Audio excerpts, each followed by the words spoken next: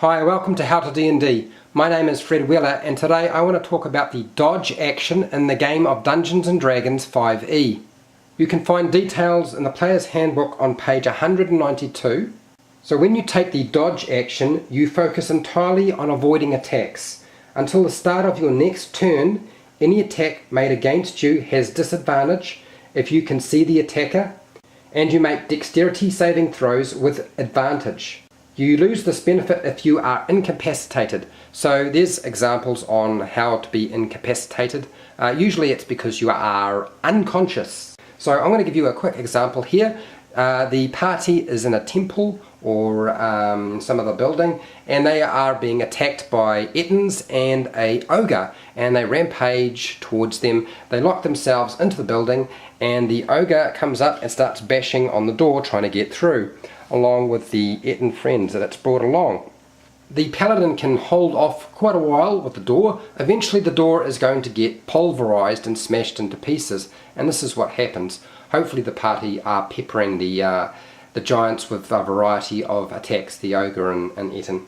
At this point the paladin decides, well, I can't actually hold them off for too much longer. I'm going to take the dodge action rather than use an attack or cast a spell, and just stand in the doorway and block them. And it's a perfectly reasonable technique to use in your game.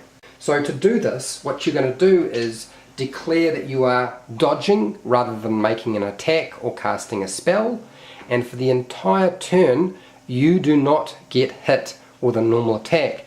That means the ogre, when it makes its attacks against you, will have to roll two dice, two 20-sided dice, and when they roll those dice, you have to take the lowest result.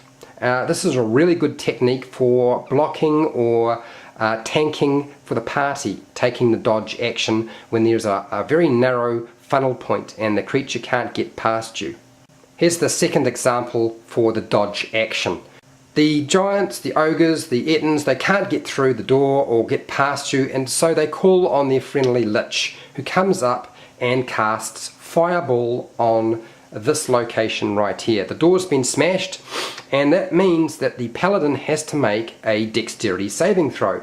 Now normally when you would make a dexterity saving throw, you would only get to roll one 20-sided dice and add your dexterity modifier for your saving throw to that. But if you are dodging, you get to roll two dice and take the highest result. You have advantage.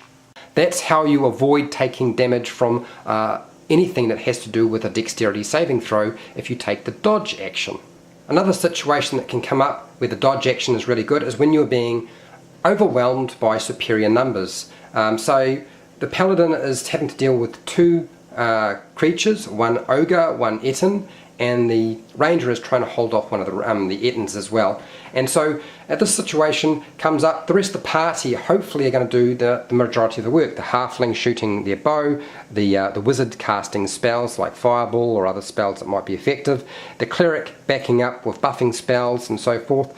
The paladin decides to take the dodge action so that the blows against it will have disadvantage. It means they have to roll two dice rather than one dice when they make their attacks against the paladin, and they take the lowest result. The same thing with the ranger. The ranger might take the dodge action to block them and let the rest of the party whittle them down.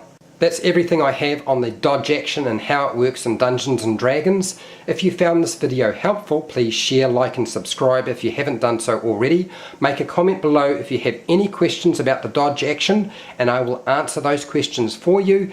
And until next time, keep rolling those 20s.